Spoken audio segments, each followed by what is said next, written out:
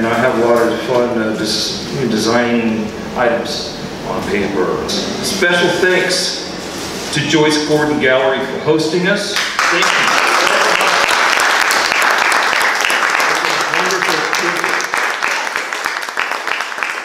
We have an amazing lineup. One of us couldn't make it, and that's what brings me to this book. K.R. Morrison sadly caught COVID.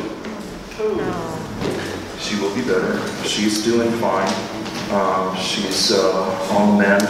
I will read a couple of her poems. I'm going to read her bio, and here's what's going to happen. I'm going to read a couple of her poems. Then I'm going to hand it over to a gentleman named Donnell Jr. who's going to read with us tonight. And so I'm going to read some Kara's work, and then have him read after, and then so the lineup is going to be like me as KR, and then Key, and then Missy Church, and then Sharon Coleman, and MK Chavez, and Tureeda Mikell will finish. Yeah. So it's going to be wonderful. I'll read some little bios and stuff, and little bios. Let me be KR for the moment. And we had a lot of fun putting this book together. And there's a lot of special, like, hidden things. So those who know will find them in the book. Yep. And so it was a lot of fun. And it was great because we talked about her poetry, and she said, it's incredible that you're so sensitive to what, well, not only to detail, but what her poem was saying. And then I'd say, well, let's do these words like so. She said, that's what we do. That's what we do. So we did a few changes, just a little few changes, not really just dusting it off, you know. So while she's currently on a writing sabbatical in the hideaway she calls Mermaid Town, K.R. Morrison is a San Francisco-based Moon Witch poet, drummer, and high school teacher who has been teaching English and creative writing for 18 years, and her first chapbook, Cauldrons, was recently published by Paper Press Books, wouldn't you know?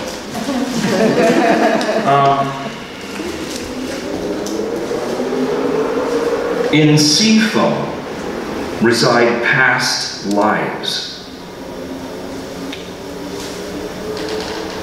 Horses tire of racing just to lose, so they dive from the iron box.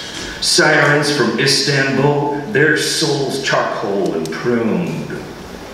Tribes of children waiting to return youth, spirit guides for men who fail to pick love, bleeding dead, flies from patriarchy's tongue. In Seafoam reside night witch ghosts, Sarah waves reek of ancestor mistakes. In Moonwind I smell hexes, curses stuck in my throat, a bitter coven's whiskey breath. In Seafoam reside warriors who pledged the wrong allegiance, purple hearts tangled to rusty angers they drown in their honorable discharges. Old lies, uniformed in hero epithets. In Seafoam, I see me. 4, maybe 5, wild red, curls over blue, moon bone skin. Baby me, listen close to their death hymns. Build their regrets into sea castles. Baby me, carve their restless wishes, spirals in the sand. That's just, I love that.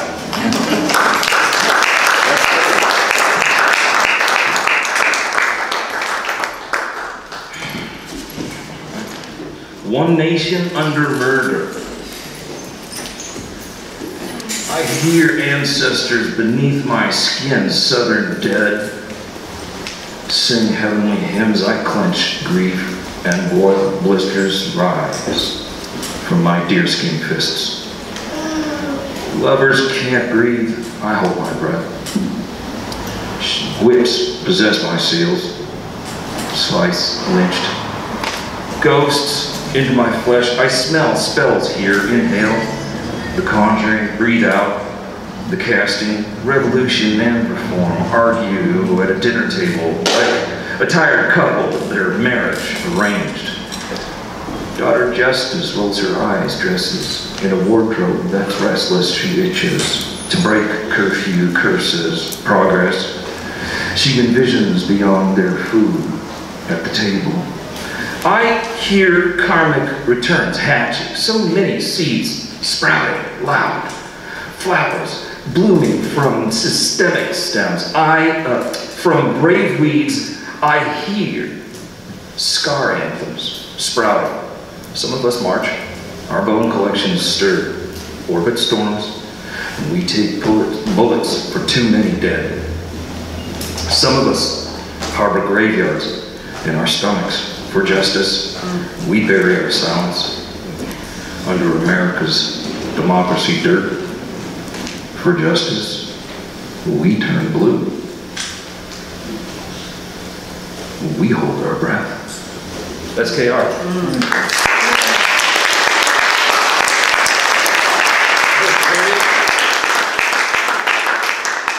If you don't want to wear a mask, I have a little microphone bonnet. If you need to change the bonnet, there are bonnets here. I'm just telling the readers, I guess there's a few bonnets.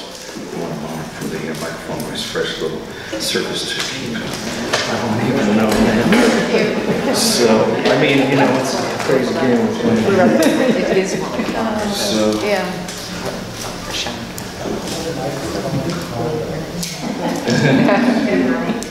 So here, let me just bring up Keith Donnell Jr.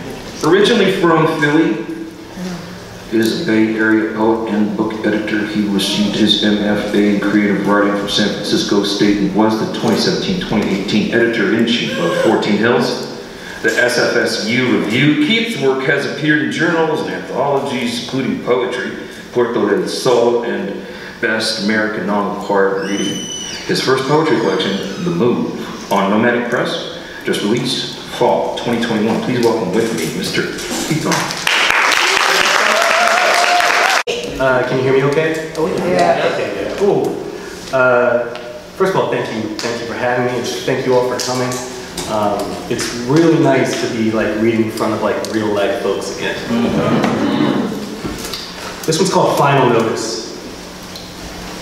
Their fathers leased to buy our fathers.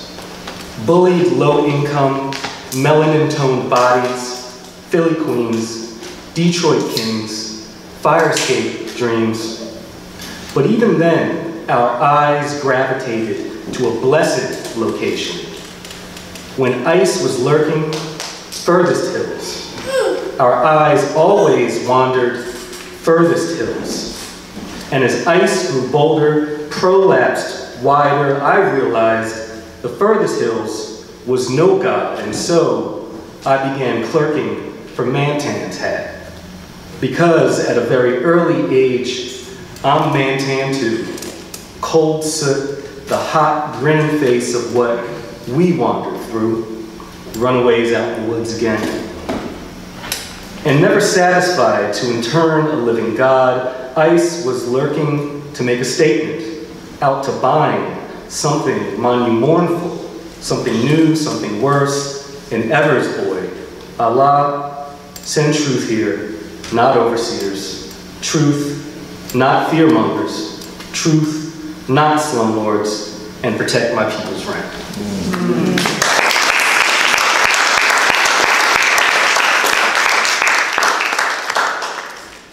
First strike. Even from a distance, it smelled. Wasn't hard to tell from anywhere. The boy's too young for cups. And better believe we said as much down from stoops, front rooms, storefronts. One thing we all saw, the boy's too young for cuffs. So one cop keeps his firm, fleshy hand on that bony little shoulder, while another drops a knee, looks him in the eyes, smiles, and reads the boy his rights, 'cause the boy's too young for cuffs. Said first cop kept watch on stoops, front rooms, and storefronts. Second read rights only, wasn't hard to tell. This little boy ain't scared. No, boy ain't scared of nothing. And he'd catch you one day slumping. But that don't change the fact boy's too young for cuffs. No, wasn't hard to tell.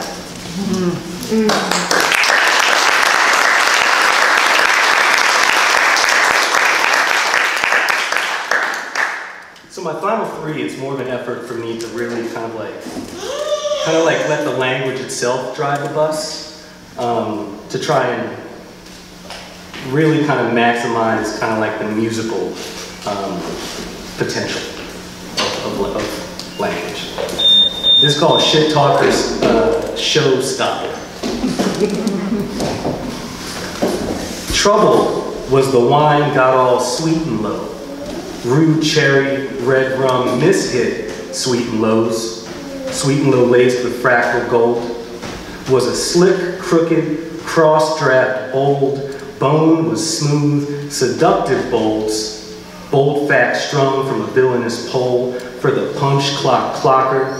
Crow sizzling and stay type clockers. Clocker built for the rampart locker. Neon Savoy, sweet gum, sweat house swisher. They bound to bring them hot chili swishers. Swisher trains looking to dilate this prisoner. For the riot kept raking across my rear view. Daybreak foundations, down devil's rear views. Rear view done caught it all, bruh. And you?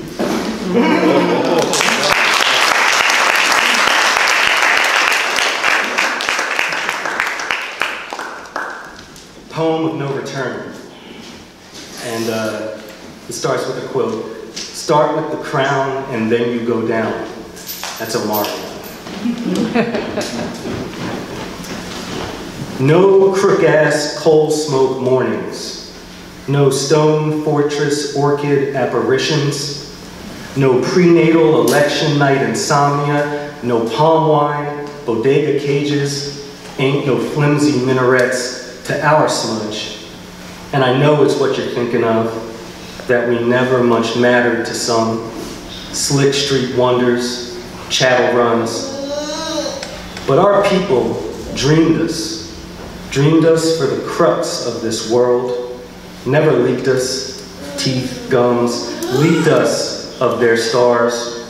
So we drink them by verse lines, thousandth crane, troubles of soul out the chrysalis of our minds. We got cold chasing their liquid gold. And if the baby's sold, don't drain the river, hold. Cause I need you more than liquor store, than hit the floor, than chords, Fords, water boards, than freedom gourds could ever show. Crayon candle, airbrush, street altar.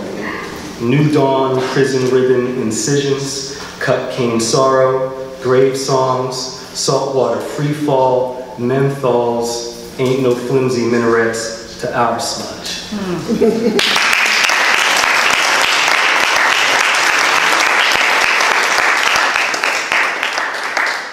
And I just have one more. Once again, thank you for having me. Thank you for coming out. It's called a prayer. Oh, deluxe Cadillac, divine sky, make a place for me. From high-hauled plastic pleasures, deliver me. No pine box, kerosene tombs, not for me. I'm tired of revelry. Mud, money, and swine hungry, make a place for me. I look around, all about this civic garden square, fig in my hair, nailed close with care, skewed my steps home by amethyst air. Oh, filed sonnet of black jean pocket, I look around. Spring coolant, vase water, cornflower kitchen twirl, icebox of milk and pearl, worlds upon worlds, gin and tonics, missing my girl. Searching this cold killing floor for a place for me, amen. Thank you, y'all.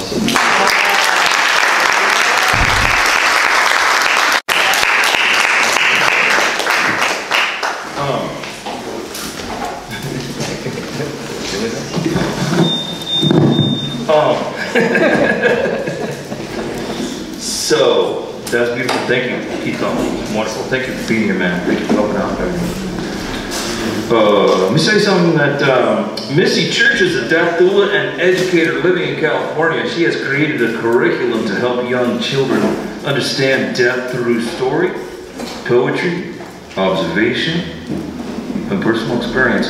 Missy is the host of the seasonal open mic Naked Boat in Oakland, along with Andrew J. Thomas. She publishes local writers through Naked Boat Press. She also publishes anthologies and has a book of poetry available from Paper Press. Church Retrospective. Don't have a copy here unless she has a copy, and you can get it from her. You can get it at, of course, from our store online. And her poetry book, Death Haiku, is available from Collapse Press. Where is Missy? Over here. She's over here. Well, why don't you come on up?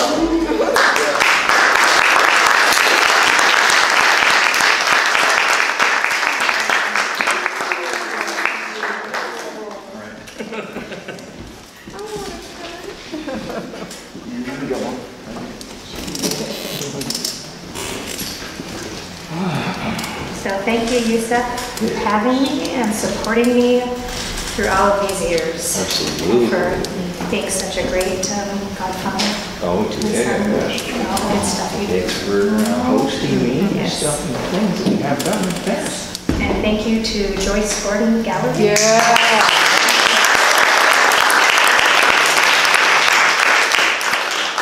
Thank you for having me. So these first two poems are from church that Youssef poured months and months into. True. It's very true. There is a man who is more dead than alive. He slouches, tipped over the sewer scale like a skeleton sack. We step over his river of urine. It babbles from under his darkening pants. He is mouthing communications as natural as an infant. A hungry, fighting bird, lips separated and careless. A want and nothing more.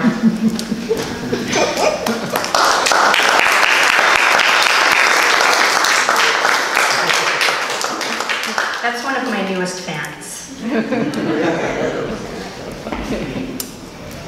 He pulls from his chest a nest of sinewy strands and brown clumps, exercised and mistaken for unfertilized soil. He pours the warm, sloppy mess from palm to palm with a blank stare from his one good eye. He is distant. He is distant against a crisp blue sky for a backdrop of moods that are filtered and burglarized from neighboring boxes, cardboard stiff under the snapping sun. Yeah.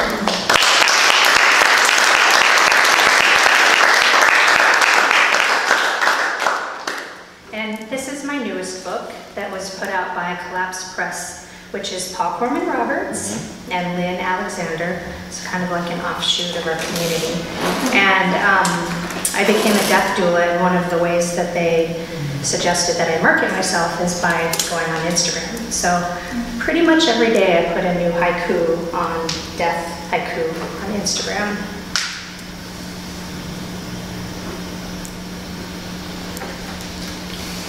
Softly I sit through the memories of my life, gone in one last breath.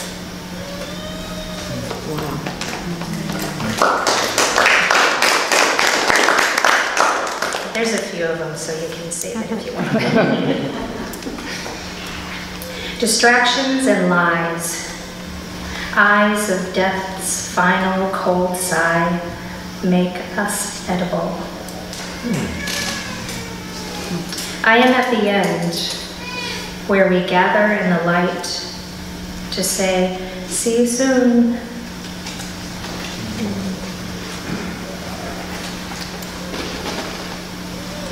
Memories slip now. Blue jasmine is the flavor. Death mouth gone bone dry. Dark telescope peeks into a city gone down. Death is not picky. I bend to sleep's will. Horizontal, soft gray couch holds me like death.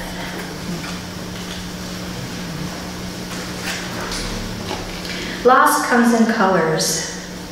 With it, the ability to see black and white. Blue eyes reassure, we are supported by you from beyond the grave.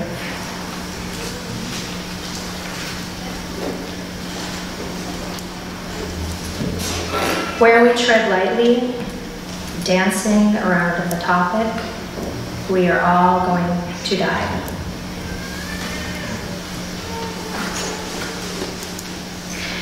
Dysregulation, the way we walk through this world, seeking a soft home. Pain is best served in small doses, unplanned and soft, climax and relief.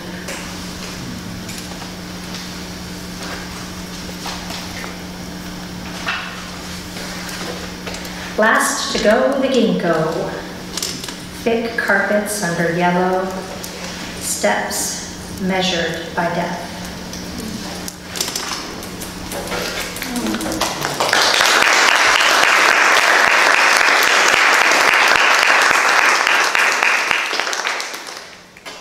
I have two more.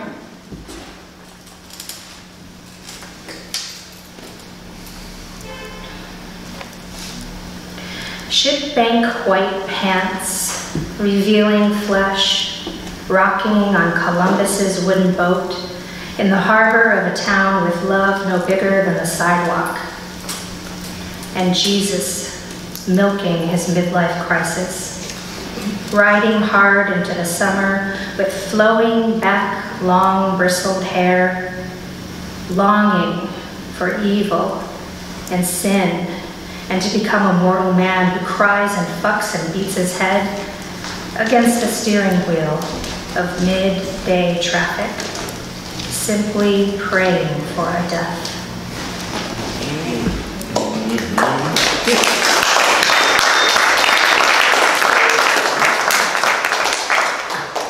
And this is my last one, and again, thank you everyone for being here. I know for some it's like you're out in public and social world for the first time, so thank you for braving it and being out here with us.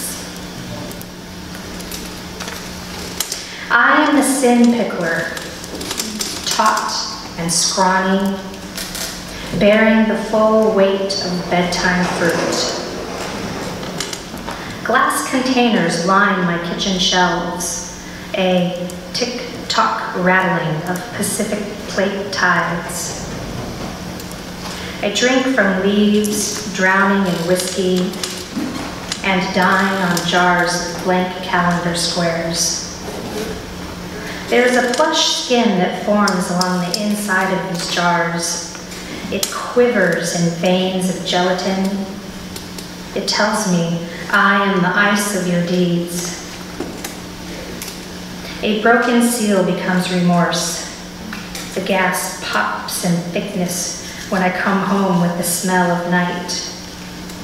They know it's me. They know it's me even in the darkness. So poised and squat in the middle of the night, I straddle over the culmination of my doings, opening every jar, my chin dripping with the gravy of regret.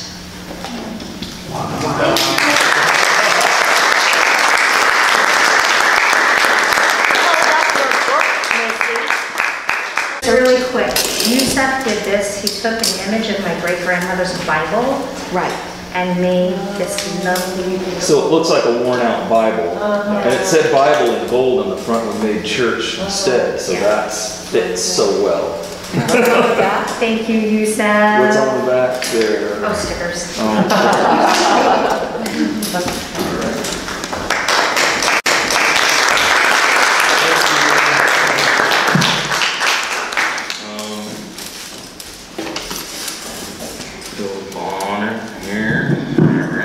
So, Sharon Coleman. Sharon Coleman's a fifth-generation Northern Californian with a penchant for languages and their entangled word roots. And she co-curates the reading series, lyrics and dirges, and co-directs the Berkeley Poetry Festival. She's the author of a poetry book called Half Circle on Finishing Line Press, and a book of nano-fiction called Paris Blinks by Paper Press. Sharon Coleman.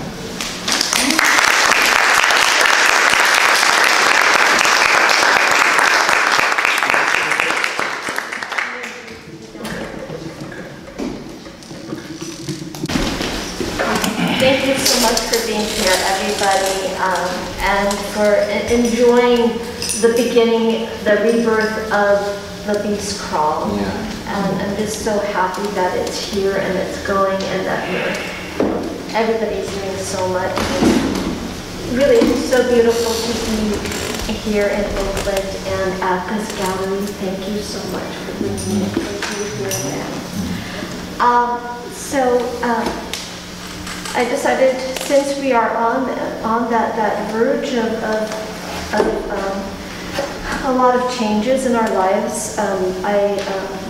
I lost my father during the pandemic, or actually right before it. So here's a poem in that, since we are talking about death these days. After their lungs are devoured, our fathers return as birds. A hummingbird needles, names, flowers, iridescent. A blue heron alights by a dry Texas creek.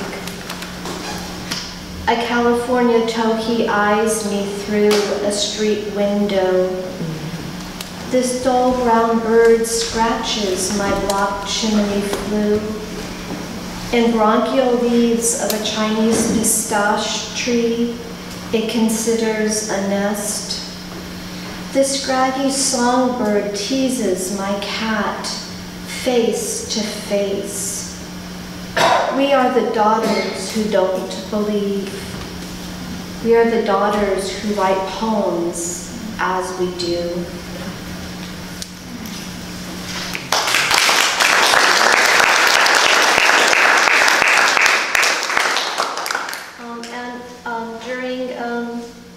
Just last year, in the summer, I was able to go with the Sarah Bush Dance Company Collective had a beautiful dance performance to which they filmed it a lot, but very few people would come at the Audubon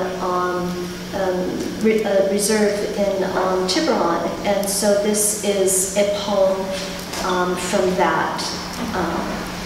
And invited writers and poets to come to it. The Book of Imaginary Rules. And this is after the egret dance. It covers open to full wingspan until the pages flutter in the bay winds. Spine bent back on itself, book its breast of words, flits a snowy plumage. Quivering eucalyptus leaves, oceans inhale, egrets bend past gravity, head pulled back. 2 wing beats a second, you bend into slow wings, a body of new rules. Rub your arms into a tensile neck, wade mud flats, eye an appetite of sky, stretch arms into weightlessness. Yellowed feet rock bound, silky strands ripple with the bay tide, washing every word away. Footprints write the shoreline as you dance a bird that stalks a fish, its powerful beak, your words preen and jab along wetlands. Eyes squint hunger into clouds. Air in every bone, regret trails feathery beyond flight.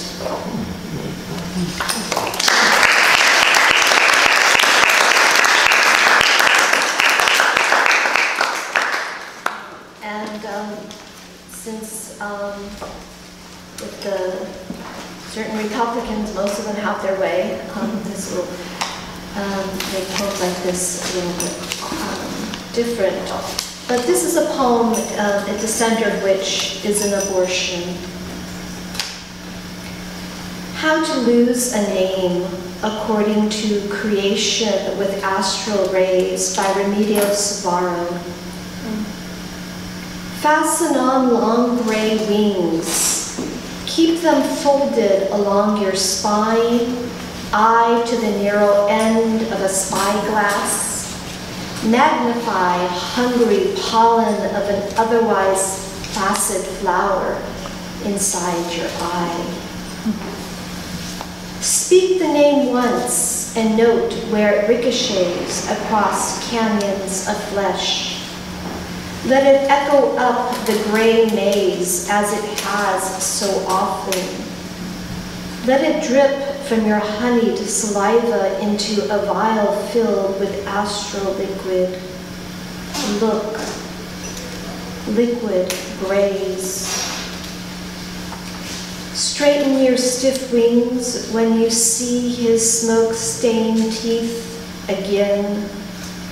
When his dusty couch itches your thigh, when the name comes between his crashing fist and you. Eyes open, said the abortionist in her meticulous accent. She left something. Take hold of the metal handle at the vial's exit tube. Turn it to stop the knocking and plumbing between thoughts. Water hothouse seedlings with the distilled phrase. Fan them slightly with your wings. Release bees by the seedlings as their myriad names leaf out. Snatches of syllables left in your throat liquefy and fade.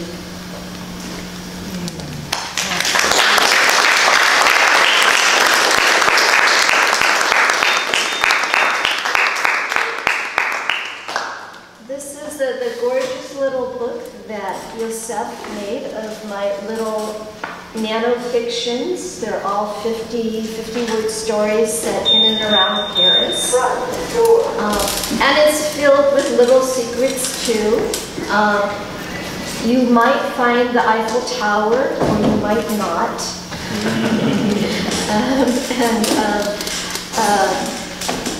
And it has, this is a really neat photograph, a street photo that was just taken on the minute.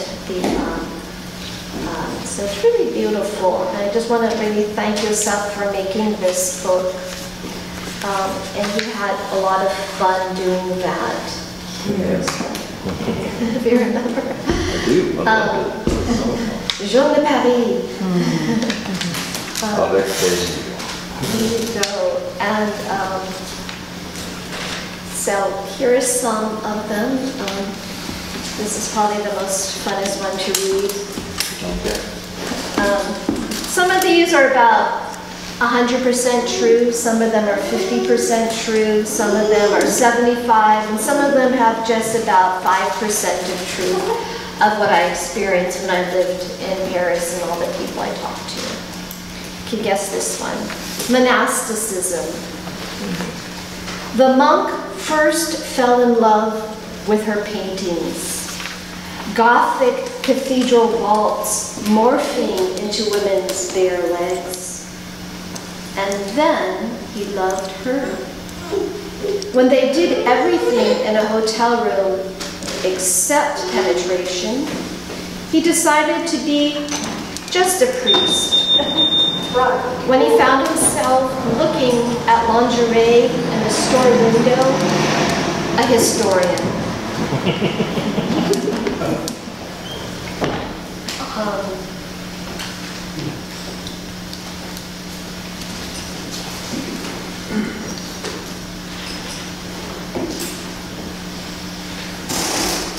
Enforcement.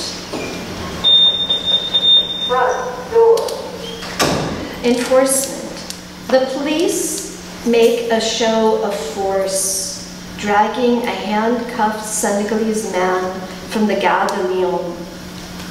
Their audience, a Hasidic man collapsing, clutching his heart, his wife shouting his soul back into him.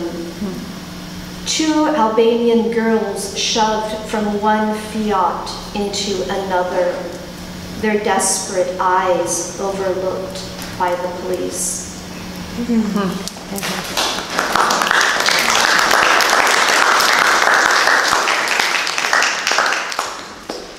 I'll read one more.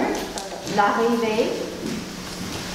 Marla anticipates her first day in a French school, imagines herself as Marie Curie in her new home. She brings flowers to the teacher, presents them with Polish pride. In the playground, she tells kids of her latest discovery. If you mix wine with sperm, you get twins. She is loved.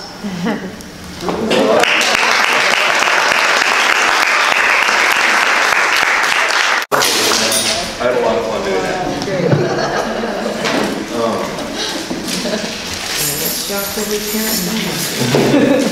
I lived in Paris too for a few years, and we're actually sort of born again for the first time there. I don't know. I'll tell you about that in private. We'll talk. We'll hang. I'll tell you about it later. There's a lot to it. It's I learned too much. I didn't want to. Things about French and Morocco. North Africans. How they treat North Africans is pretty bad. Okay, Chavez is an Afro-Latinx writer and educator. She is the author of Metamorphosis and Dear Animal, both on Nomadic Press. In the lyric essay chapbook, Brief History of Selfie, Chavez curates the reading series Lyrics and Dirges as co-director of the Berkeley Poetry Festival. She is a recipient of the Alameda County Arts Leadership Award, the Penn Oakland Josephine Miles Award, and the 2021 San Francisco Foundation Nomadic Press Literary Award. Her most recent work can be found in the Academy of Poets Poem Day series at Golden Gate Park in San Francisco with the voice of Trees Projects. And I did a little thing with her. Please, after we're done here, please check out the Paper Press book table. We've got Tureeda's book there. She'll handle that with you, and the rest of the books are there. And what I'm saying is that MK's book is a little hand-made, hand-folded little thing that they did called, that she did with Cassandra Dallek called Armadillo Heart. And it's just beautiful if you happen to take a look at it. So I bound those by stacking them up and then vicing them together in my garage, and I took a drill and went right through the center and then laced each one up, hand stitched, and then tied a lace in each one. Oh, wow. Okay, Chavez.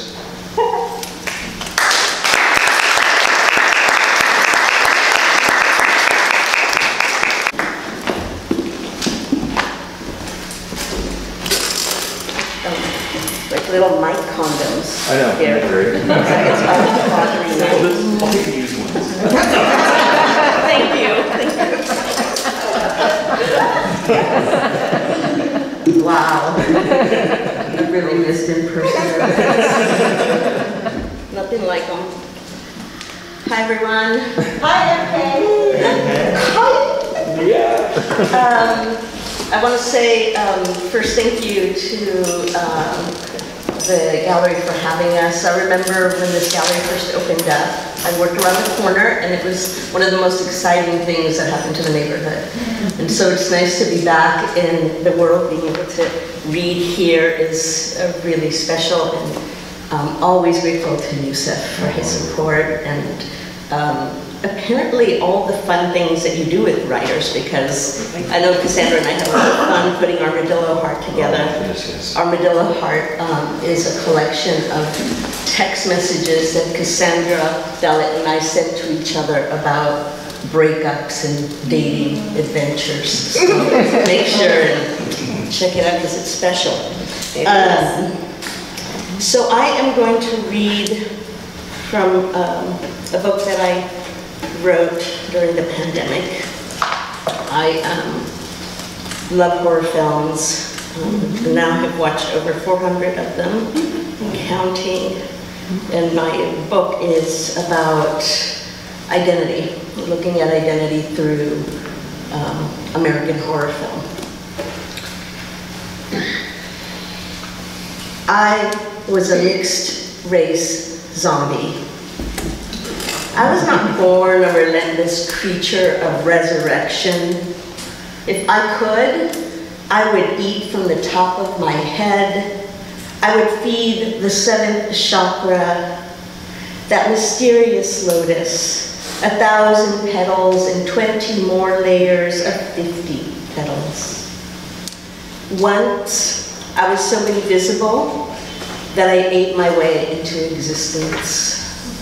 I consumed the bigot cashier at Joann Fabrics, the man at Whole Foods who wanted to cut me in line. I know some of you have had that experience. I ate the wolf whistler and his wife. Then I said, I am pure consciousness because my lotus ate your lotus. My lotus eats fear. My lotus lingers at the gateway of history, Loving versus Virginia, liminal skin, 1 drop or more. My brother named me dark magic. My uncle sang brown sugar at me. Children of the emerging paradigm, who will pick you for their team?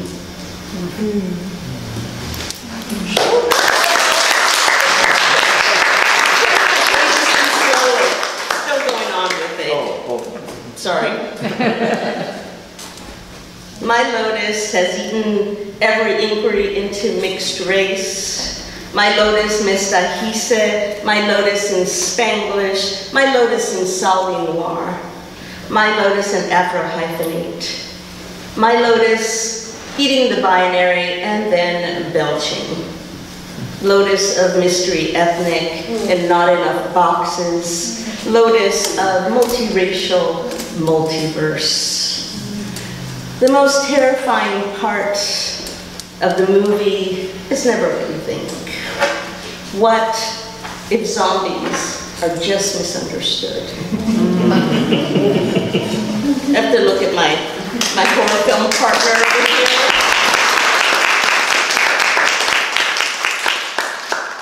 You know, I tried to do the Zen Buddhist thing and try to find something good in all things. The pandemic was really challenging, but I'll say that there were these sweet things that happened, and one of them was that I started watching horror films with Mozilla, and we continue to watch horror films every Sunday night. Digests of the Bear in Midsummer. Oh, no spoilers, I don't think here. No, not to worry. The practice of crawling in and out of the bear skin. The way in which grandmother begged, don't get a tattoo. Your dark skin is already working against you. The year the bear made friends with the man who owned the corner store. He liked to say, I like the color of your skin. The bear found reasons to visit the store. cigarettes for father, Jolly Rancher candies to stain the tongue, and occasional milk. It was the first time the bear's color was not a warning or a resentment. The iris opens and opens. The bear is fictional space. The world of midsummer is an ellipsis. Here, in this whiteness, my blackness is pure macula. Bear a light in my eyes.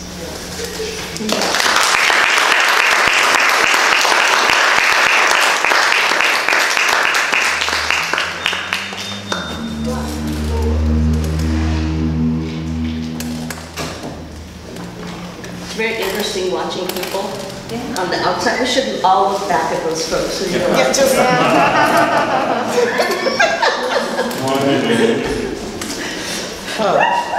Look what happened again, friendly. We were waiting for you.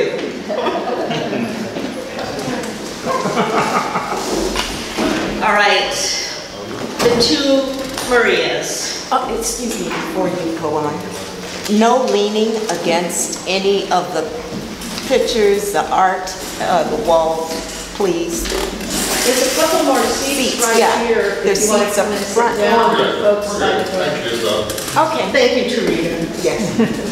Tureeda is the art gallery homeowner.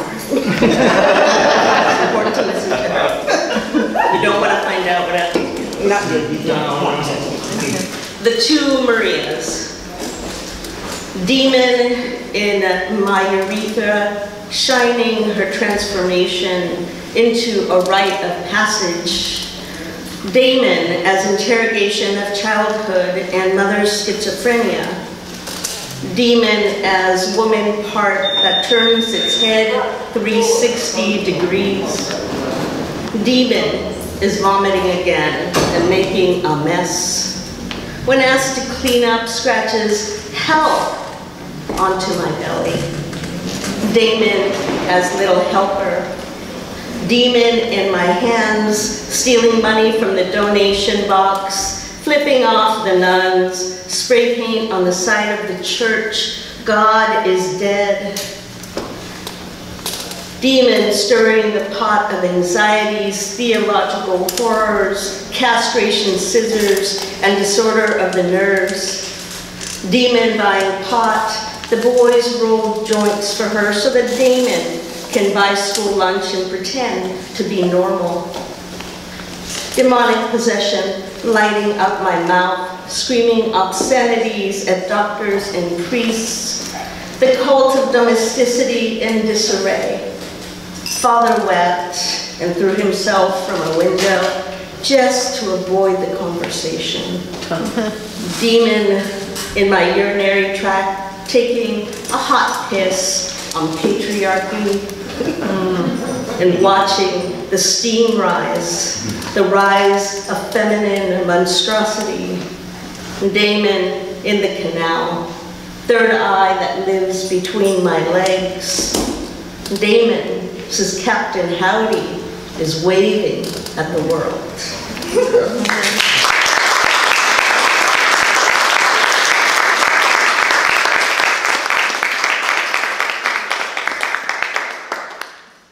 And I have two more for you. Yay! Letter from Rosemary's baby. In her red room, I emerge among poppy heads that populate the wallpaper. Mother dreams that her bed is floating on a vast ocean. I watch how they undress her, this vessel, this woman undone. I pick her because she's sacrilegious and sleeping with Satan. I approve of her short hair and miniskirts. My mother is eating raw meat and upsetting the neighbors again.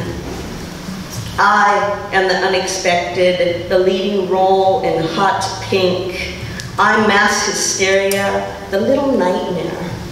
Men making decisions about women's bodies. I'm primal, baby gaze. Mother loves me like Mary, who doesn't need Joseph. I bring woe wherever I go.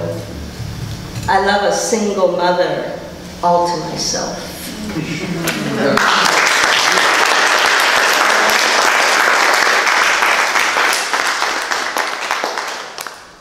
Jaws. The tension goes on for 81 minutes before we see the actual creature. Is it vagina dentata, or is it Maybelline?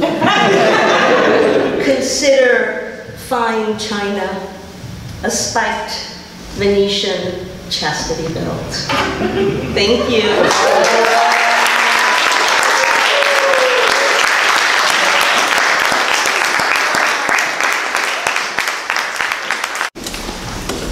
You want one of these? I want one of these.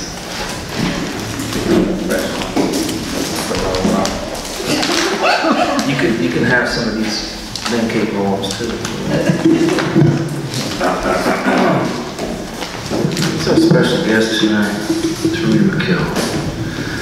Thank you for helping. Thank you for helping us. Thank you for facilitating this evening. Thank you for your support and your magic.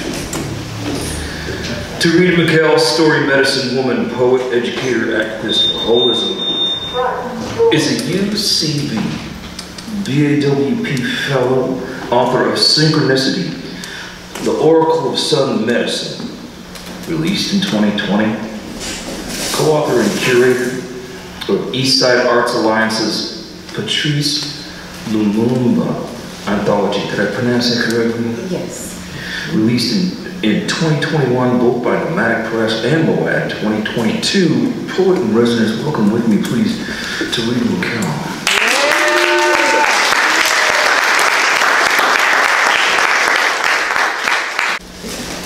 So I can help you adjust that mic, or is it good? I think that's good. That's good? Okay. Okay. Wow. Wow, so nice to see so many faces out and about. And this is, this gallery is truly historic, and it's a nonprofit that does amazing things with youth. Joyce and I both work with youth. The art, not on these walls, but the artists that produce art for sale actually teach children how to make their own art. And she has an amazing event in August where all these schools and children and everyone comes out to just, get an idea of what artists do. And so there's a call for youth artists and vendors. And see, here I go. Yes, I'm just really thankful.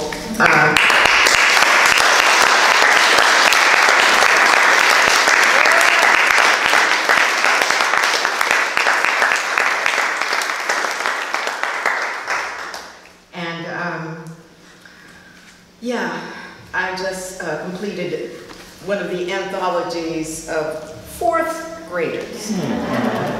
And, they have discussions and they think, and they have ways of saying things. So I'm going to read, is this right here? Yeah, I'll read page 10. It's just, we're going to hear from her later, I'm sure. Her name is Olivia. The name of this piece is called Re-Image.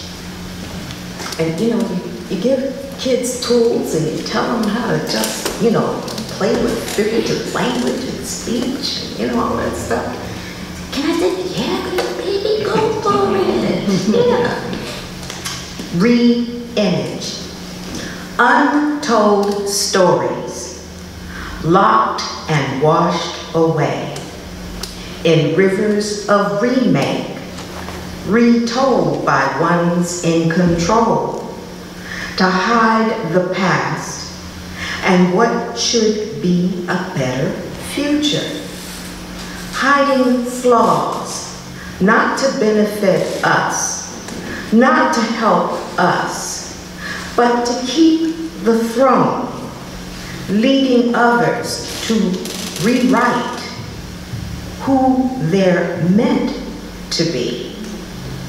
Colors painted over fit a bigger picture to re-image. Wow.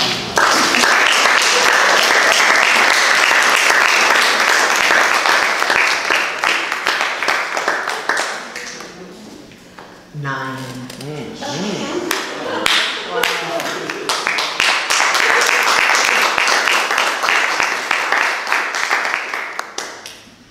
And it's so funny to go in the classrooms and the way they would say things. Oh, and UCB, that's UC Berkeley, and Bob is a Bay Area writing project. Oh. So many people know it by that.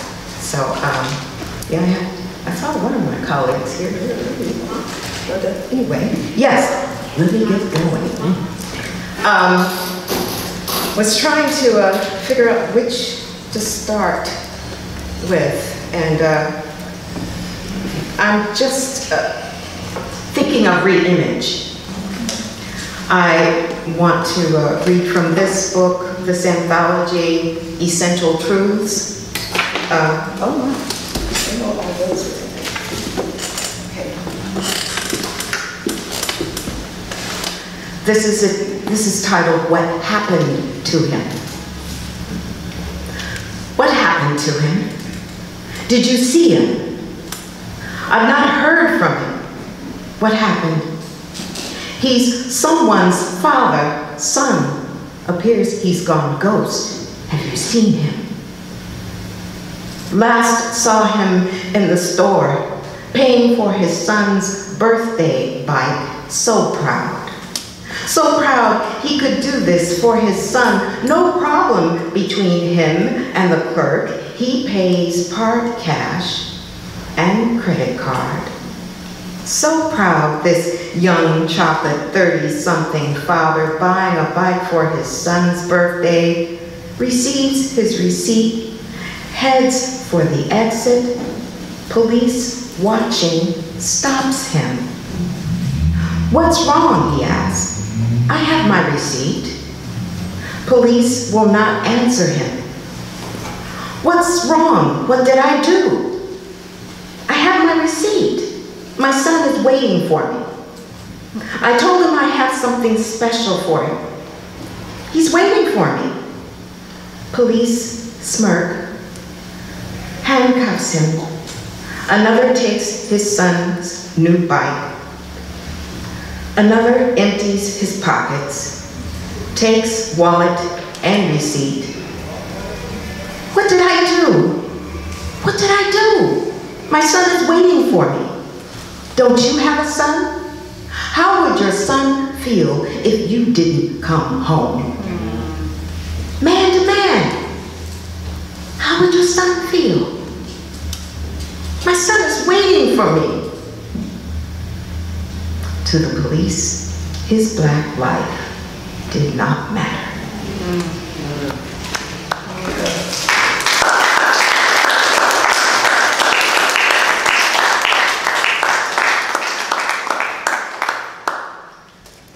And there's a lot that can be said about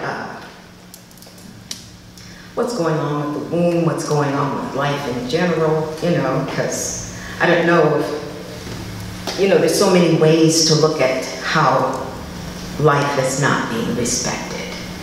And when you look at the way things are going, this poem is coming to mind that many of you may have heard it, I'm sure, but I'm going to do my people. My people turned away from worshiping their source of miracle and magic done. My people turned away from worshiping earth, water, wind, stars, and sun so they could worship someone on a cross. So many are lost, deceived and made to believe guilt from another culture, a vulture polluting our well-beings with sights of non-realistic dreams. Now, too many cry because too many die by sacrificial death, worshiping lies. Try to turn us from the sun and memories of water, fire, light, wisdom. Drum sacred hums, trees holding seeds with enchantments and glories, telling stories, evoking magic, sacred names bringing thunder, lightning, and rain. Lord of my law, my gods, my people turned from senses, engraved by life's fight, where body was first scripture and earth by heaven held the scripts to the laws of life. From water spirit smells and spells with atmospheric wells of genetic keys. From wind's oracle messages through soft breezes. From mother tongue sacred words connecting third eyes. From birds seasonal flight messages in skies. And the naming of our children for the presence in their lives. From earth where gardens had worth and birth was not an ongoing pain, where raising the young was not a fearful game, where life wasn't frequently visited by the insane and maimed for and by a chemically synthesized, drug-infested, diseased, murderous rain. Yes, my people are troubled, yet they secretly know the poisonous snake they fight each day, as ancestral spirits whisper. Whisper miracles and magic done with earth, water, winds, stars, and sun. Where darkened sins on fire light wisdom, as dark simmering holes housing souls in spiraled rows of rainbow lights, seers of scripted sights. Yes, our people are troubled by what might have been, could have been, before we allowed them to turn us away from worshiping earth, water, winds, stars, sun, so we could worship someone. The next one is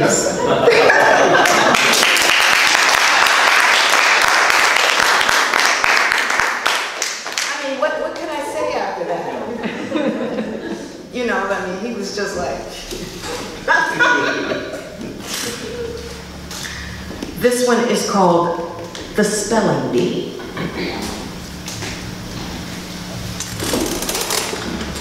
E has a long sound when you hear the spelling. At the spelling bee, the 12-year-old white male child stood before them awaiting his word assignment.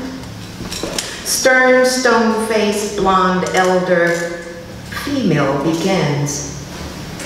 Time to start. The four judges eye one another and nod. Bell rings. Judge says, spell negus. Negus? Child repeats. Yes, negus. Negus? He wonders. 11s form between his pale blue eyes as young ears hear possible implications. Negus, he says softly to himself. Eyes jaunting right to left, ashamed of what he's thinking. The child stutters, asking, can you use that in a sentence, please? Negus, an Ethiopian king, a sovereign, a self governing person of Ethiopia. Negus? The child repeats. The judge asks the child, "Can you say it loudly for us, please?" He frowns, pushing condemned uncertainty from his mouth. "Negus!" Child then spells N-E-G-U-S.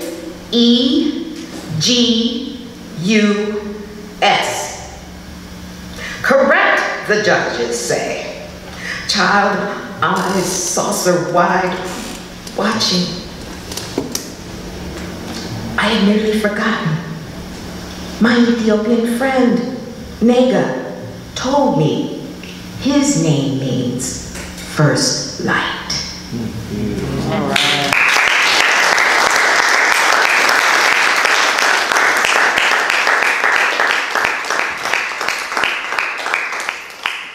And how are we doing? How much time? You want to do one? Do what? Okay. Someone requested Goldilocks. Oh, yes. Goldilocks, Goldilocks. Okay, Goldilocks. And Goldilocks, I believe it's on 63. If I remember correctly. No? No? 61. Forgive me. Oh, this book is numbered differently. Ew. This is another edition. You get your copies. It has sold out 3 times. So. Okay. Okay, this one is called Goldilocks, and I wrote it because children were asking me to read the original Goldilocks story.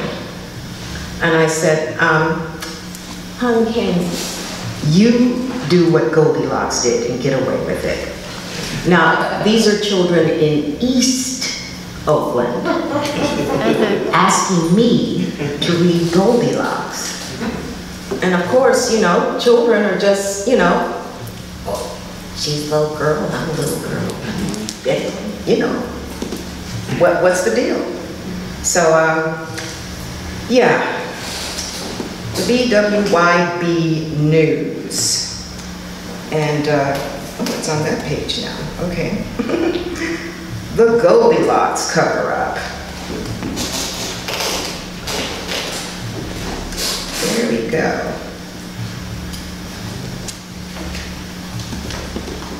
This is the BWYB News. Be watching your back. The Goldilocks cover-up. This just in tonight. Goldilocks breaks in 3 Bears' home. 3 Bears charged Goldilocks, aka the Golden Bandit, with illegal entry among several other crimes implicated early Tuesday morning. Witnesses say the intrusion took place just after the family left for a walk in the woods. It was stated when Golden Bandit knocked on the door and no one answered, she let herself in.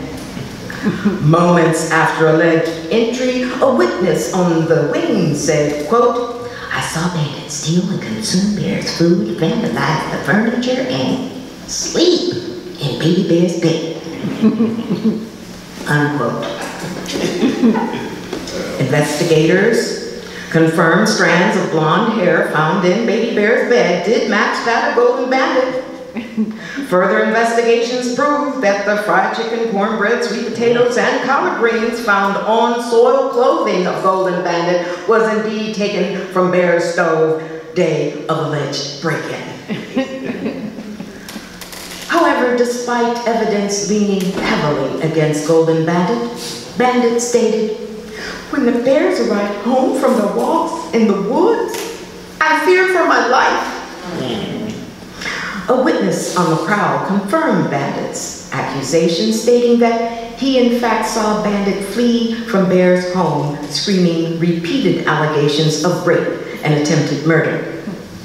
Bandit's father, a Superior Court judge, stated he would prosecute the Bears to the fullest extent of the law and signed warrants for their arrest. Mr. and Mrs. Bear, held in Mad Polly Trick County Jail, sued Golden Bandit for illegal entry, theft, vandalism, loitering, and defamation of character. The Bears also sued for reparations they claim is due for injustices such as these reoccurring in their family's history for the past 500 plus years. Sadly, however, Child Protection Services have placed Baby Bear in foster care until courts can further decide whether or not Mr. and Mrs. Bear are fit parents to raise baby in a safe, healthy environment. That's it for tonight. This has been the BWID News saying, we tell the truth about the fairies on your tail.